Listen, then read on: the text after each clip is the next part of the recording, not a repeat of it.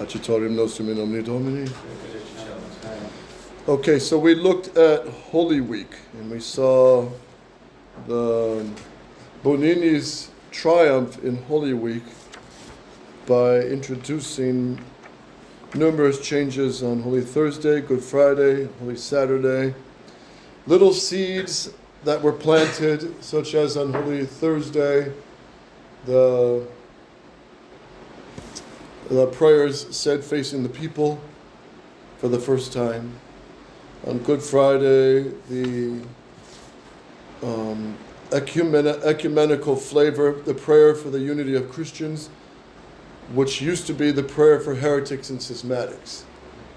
So it became more ecumenical, and the Mass of the Pre-Sanctified just became a Eucharistic service. They dropped the hymn Vexilla Regis, which is the hymn to, and they hate Jesus Christ the King. The modernists do not want Christ the King. They don't want to hear it. So, any of you remember the conversation Archbishop Lefebvre had with the nuncio of Bern in Switzerland, when he said, "Why are you removing the Catholic constitution of the country, of the Swiss Valais in Switzerland? Why are you doing this?" And they said, the cardinal said, "This is not the time for Christ the King. This is the age for democracy." So the hatred the modernists have for the reign of Christ the King. And that's really the cause of all the collapse of the Western society now, is the rejection of Christ the King. So just a few weeks before the LA fires, there was a award ceremony, golden award ceremony, where they were publicly mocking God. And you could see the video of it, and they have God in third place, and God gets a 0. Everybody got a score of a higher score. Oh, and God gets a 0, and they all laughed. Well, look at LA right now. And of course, we know that's not by accident. And then the Holy Saturday changes, which were all reducing everything. Okay, and then we looked at Bonini's ongoing revolution. So we left off on page 66. The additional changes. The new code is long, thorough, and well organized, and the rubrics are formulated very clearly. Unfortunately, it codifies the suppressions already introduced in 1955, and then adds more of its own. We also find in the 1960 code, now this is not the new code of canon law, this is the code of rubrics, which was introduced when? In 1966. Under what pope? Pope John 23rd. Yeah, so this is the code of rubrics, which is adapting all the rubrics to prepare for the new Mass. Now we see it in hindsight. If you were alive in 1960, you would think, all right, well, this is what Pius XII wants. I don't like this. It seems a bit too people focus more on the people than on God. And many priests didn't like these changes. Some of them thought it was the greatest thing, because they were already influenced by the modernist ideas that the Tridentine Mass was a corruption that departed from the early primitive church. And we have to bring back the Mass to the primitive Mass the way it was in the early church, which is what? Instead of an altar, a table. Instead of beautiful vestments, burlap bag vestments. Instead of gold and silver chalice and paten, Go to the clay. pottery or glass or something like that. But that's not the case. And they're wrong on those points. And if they were forced to use poor vestments or poor vessels of Mass, it wasn't because it was the norm. It was because of what in the first 300 years? Persecution. Yeah, heavy persecutions. So in many cases, remember, St. Lawrence was told to surrender the treasures of the church. What were these treasures? Golden chalices, golden vessels, ciboria, candlesticks, which is all shows there was ornate masses and liturgies in the early church, right? Very important point. We just covered that where? Who brought that point up against the Protestants? St. Edmund Campion in his Dencem. Louder. St. Edmund Campion in his Dencem Rationis. That's That right. was 10th reason, right, Mark? Yes. So why would St. Lawrence, why would the emperor want the treasures of the church, which he knew were gold, silver, golden candlesticks, which is only used in Catholic ceremony, only? Why? And of course, St. Lawrence, he did present the treasures of the church, which were the blind, the poor, the lame, the crippled, and the emperor got all insulted. And what did he do to St. Lawrence? Fried him or put him on a grill. Yes, he fried him on a gridiron. All right, so let's look at this. We also find in the 1960 Code of Rubrics a different so-called style of rubric. One that is instructional, that is, speaking about the purposes of canonical hours or the role of the Mass in the Christian life. Or one that employs the language of options. It is better that, it is fitting, etc. In his extremely useful work on the changes in liturgical law, Father Thomas Rickstatter calls this, quote, the beginning of a new type of rubrical vocabulary. And it is one that we will see employed throughout the Missal of Paul VI. So what's the rubrics? In the old Missal and in the old ritual, the rubrics just tell the priest what to do. Nothing ornate. And in the 60s, they introduced that the priest should start explaining things in the Mass and turning the Mass kind of into a classroom, turning the ceremonies into a sort of classroom.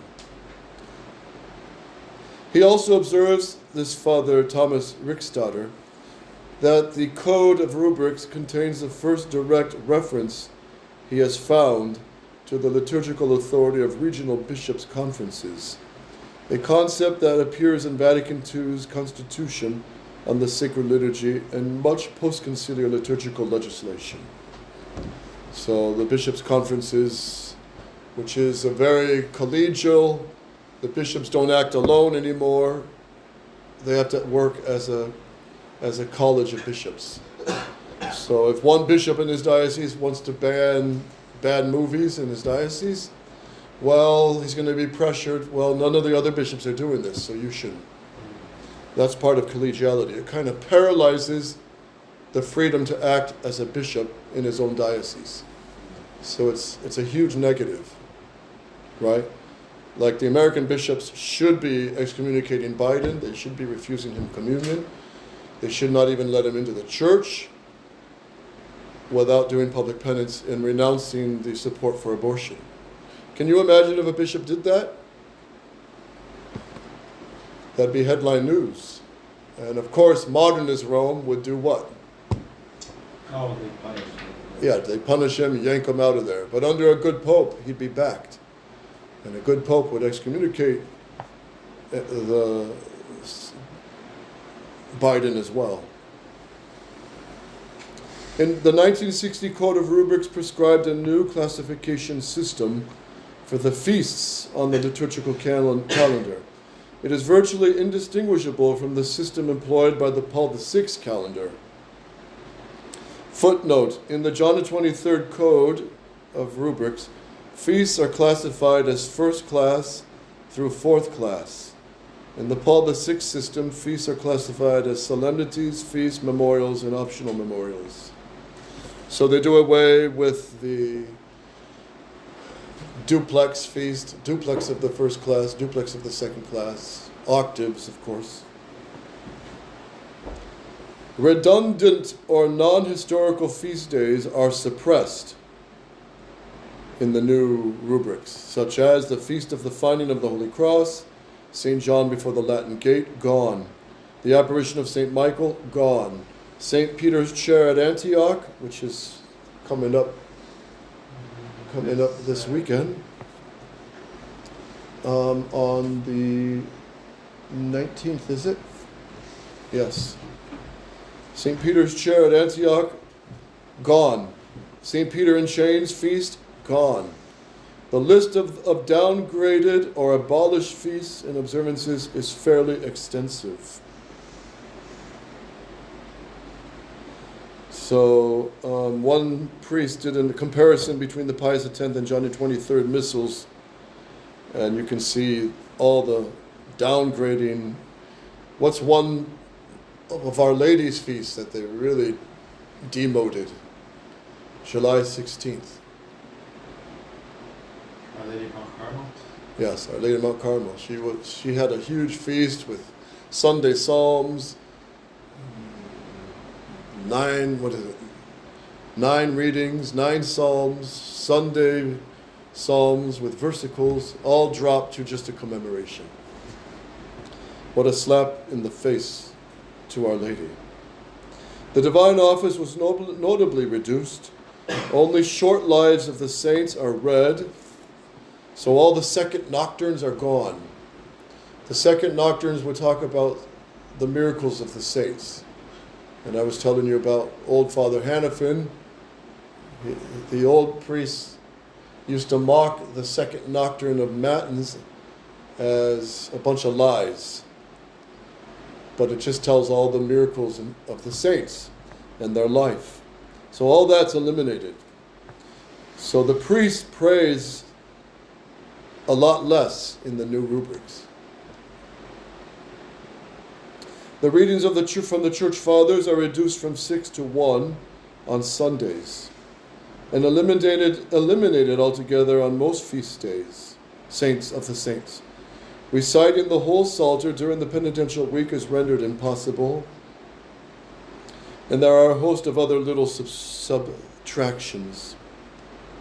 Footnote: to accommodate Psalm 50 on penitential days, the old breviary relocates the first psalm for lauds to prime, where it is tacked on after the first 3 psalms.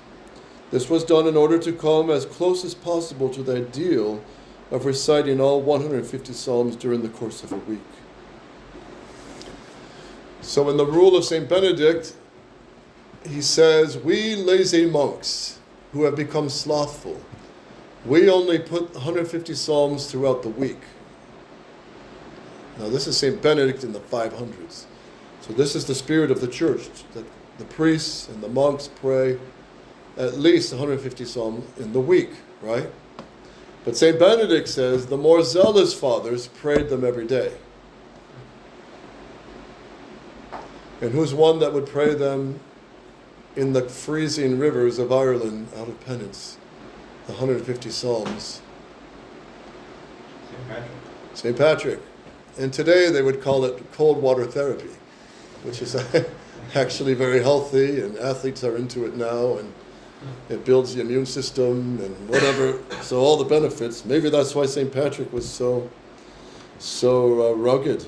He can handle the long travels. And I'm sure the cold water had a lot to do with it. But he did it firstly for the glory of God and to recite the Psalms at times, not every day, but often. For the Mass, the prayers at the foot of the altar and the last Gospel are suppressed on more occasions. So, a footnote, the prayers of the foot of the altar, in Troibal Altare Dei, Adem Glutificat Juventutem Meam, where normally are they dropped in tradition? What Mass are they completely dropped? And the Requiem. The Requiem Mass, right? The priest begins in Nomine Patris et Filii Spiritus Sancti, Amen, in Troibal Altare Dei. And then he goes right in, Adjutorium Nostrum in Nomine Domini. Confiteor de omnipotenti, Beata Maria Semivirgine, right? That's only for the Requiem Mass, and when else? For about 2 weeks. During Passiontide? Passiontide. Yes, the psalm at the prayer at the foot of the altar, the psalm is dropped. So, the footnote here, Candlemas, Ash Wednesday, Rogation Days, and for certain consecrations in the Pontifical, they were dropped in the new rubrics.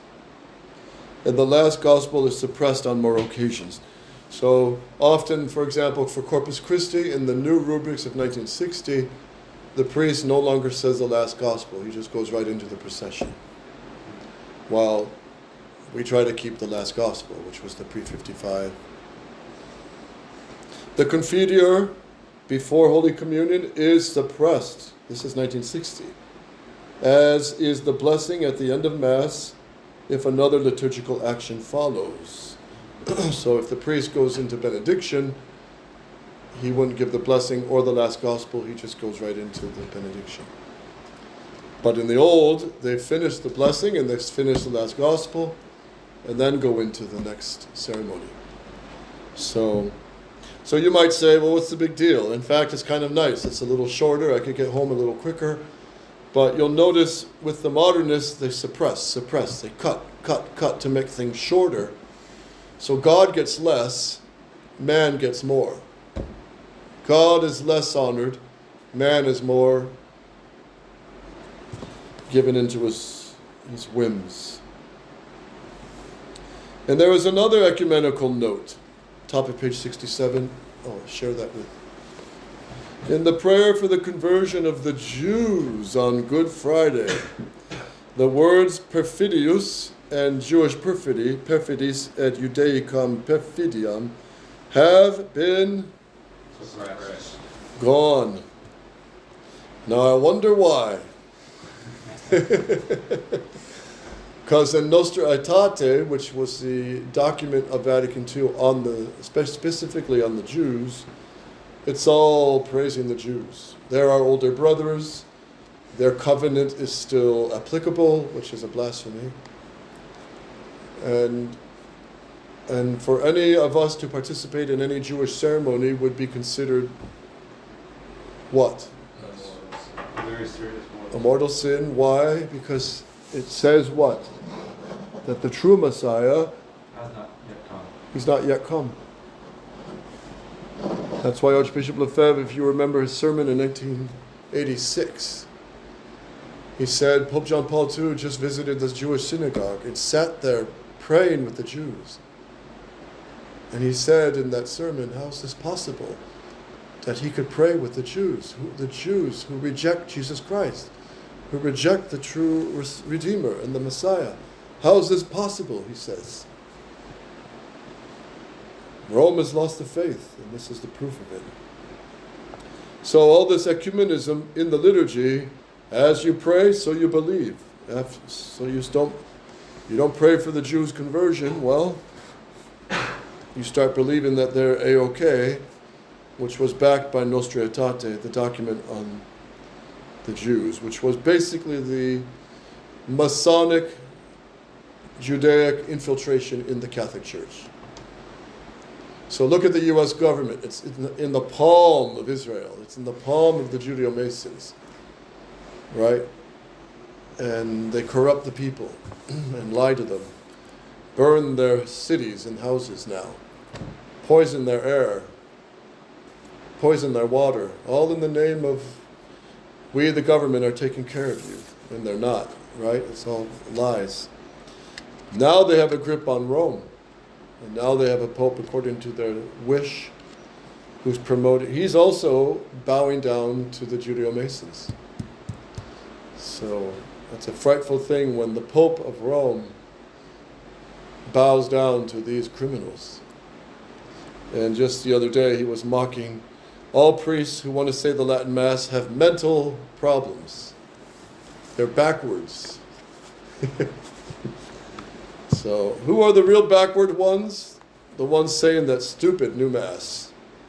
Stupid as ever. What a bizarre, banal, empty ceremony. All man-centered. Who are the foolish clowns? Those saying the new Mass. That's the real picture.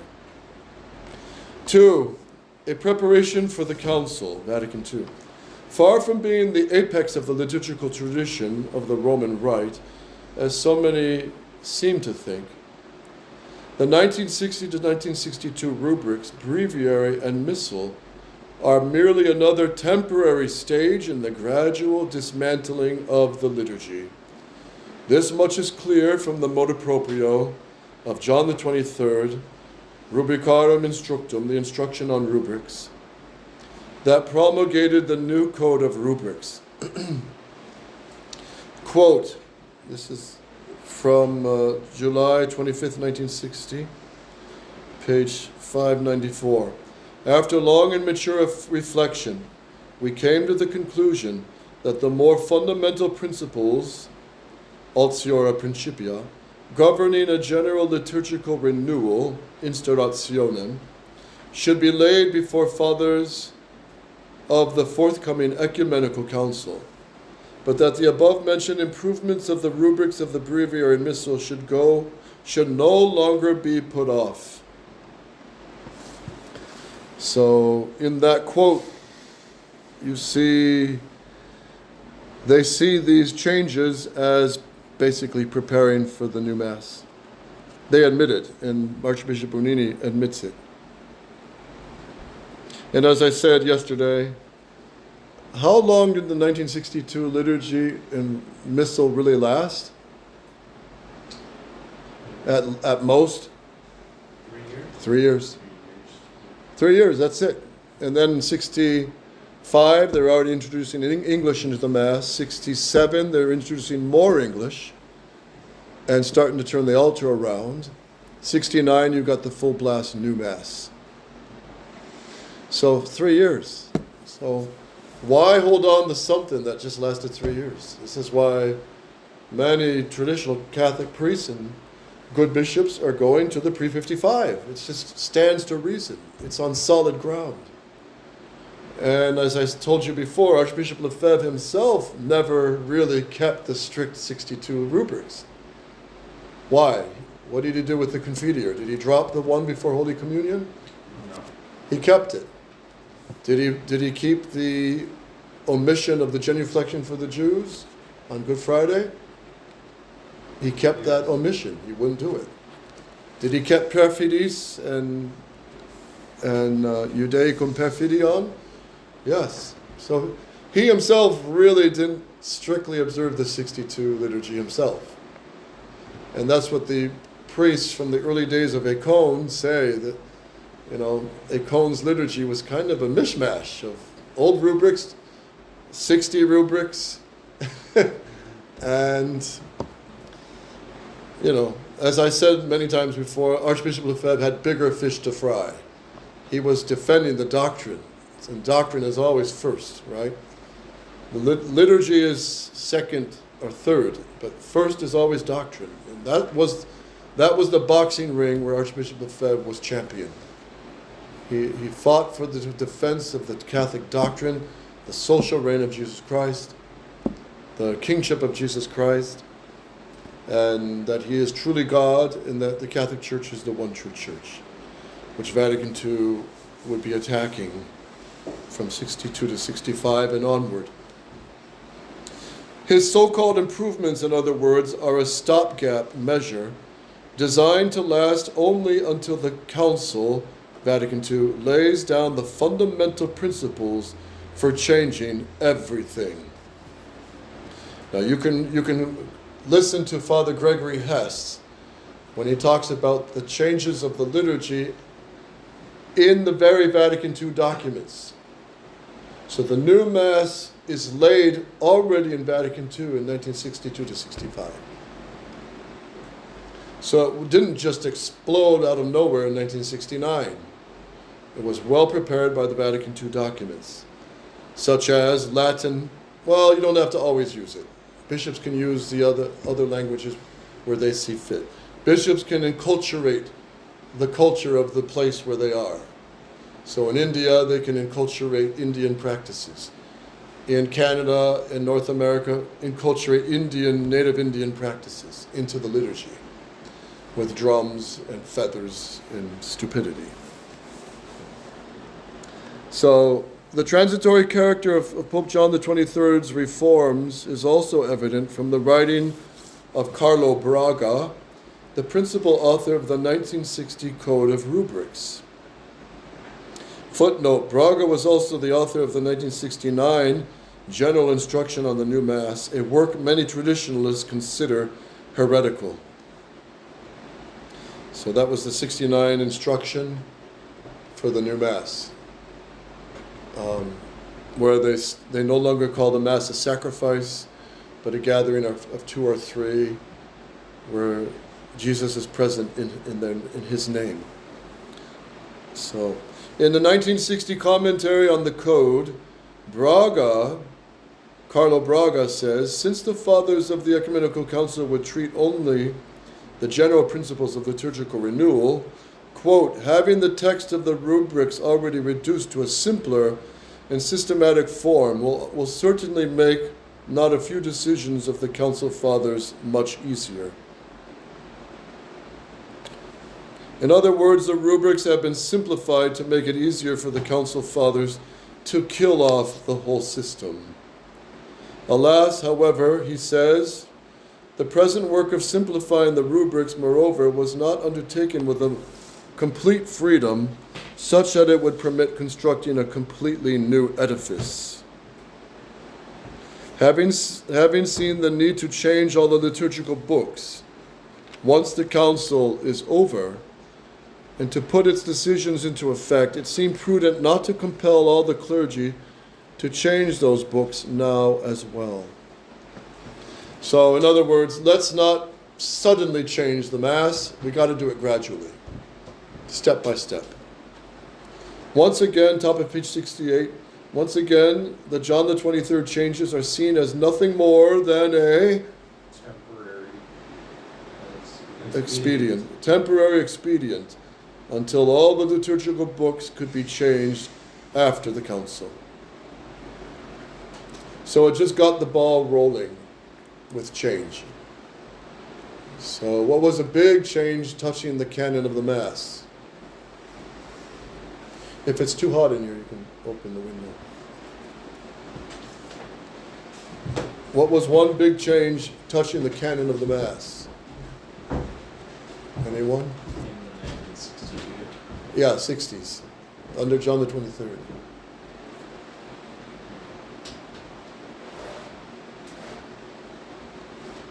Adding the name of St. Joseph into the canon? Yeah, the addition of the name of St. Joseph. Now, when Pope St. Pius X was Pope, that was brought up. Why don't you give greater honor to St. Joseph by putting his name after Our Lady in the canon? It's very pious, it's very devotional, but Pius X said no. You don't touch the canon. You just don't touch the canon. It's the foundation. You don't play with it. But John the 23rd did in that, once priests saw the breviary change, the Mass starting to change, all their ground gave way under them. And they just got this propensity for more and more change. And the priests just got used to it. And some of them got sick of it. That's why over 10,000 priests left the priesthood after Vatican II. It was just no longer the priesthood they knew. It was no longer the faith that they studied and loved and fought for. So, we come to the end of the fifth step towards the new Mass and discover that far from being what Archbishop Lefebvre called la Messe de toujours, the Mass of all time, the Mass of John the 23rd was from the start nothing more than la Messe de passage, the Mass designed to be a transition, designed to pass away once the Reformers cooked up something entirely new. And this is just historic fact. Again, how long did the 1962 rubrics hold? how many years? 3. At most 3 years. 62, 63, 64, 65, they already trashed it. Now Archbishop Lefebvre, as I explained many times before, he kept the 62 because he saw there's nothing directly heretical, nothing directly against the faith. And that's fair enough, there isn't. But when in hindsight, you have Archbishop Bonini admitting that it was just a transition to the new Mass, then it makes sense. All those changes in Holy Week of 55, all those changes in the 62 rubrics, they're all going towards the new Mass. So in hindsight, we now see, it all makes sense. So like Archbishop Vigano said, why dance with the devil? Just go back to what the Church has always done, the pre-55 liturgy, right? Because as you pray, so you lex orandi, lex credendi. As you pray, so you believe. The cherry on top of stage 5 would come on November 13th, 1962, when John the 23rd, on impulse, tampered with the sacrosanct Roman canon by inserting the name of St. Joseph into the list of saints. This was a radical break with tradition, because liturgical tradition dictated that only martyrs could be mentioned in the canon. And the Holy See had rejected this proposal several times since 1815. If you can tamper with the canon, nothing in the Mass is untouchable. And that's true. Once you can change the canon, everything's open game. Once you can kill a baby in a mother's womb and legalize that, there's no stopping any murder, any death, at any age. Once you can kill a baby in a mother's womb, murder is just open game. And that's what it is now. Euthanasia, now they're attacking the old people. Now they're attacking the young people. In China, it's common practice. Young guys your age who are in prison, if you get selected, you're brought in, and I don't think they even use painkillers. They just cut you open and rip out your kidney, rip out your lungs, your heart, for someone else who needs it for money. Organ donation. Well, it's not donated in China, but it's very immoral to donate organs where you have to kill the person to get it. And that's common practice now in the West. So that was probably a real shock in those days, putting St. Joseph's name in the canon. But by this time, the priests were kind of already used to changes.